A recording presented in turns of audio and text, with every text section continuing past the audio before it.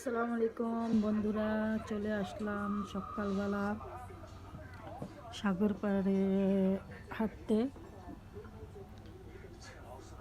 এখানে অনেক কিছু রাখা আছে, কারণ কালকে চাইনিজের খ্রিসমাস, এর জন্য বড়দিনের জন্য অনেক কিছু এখানে সাজিয়ে রাখছে।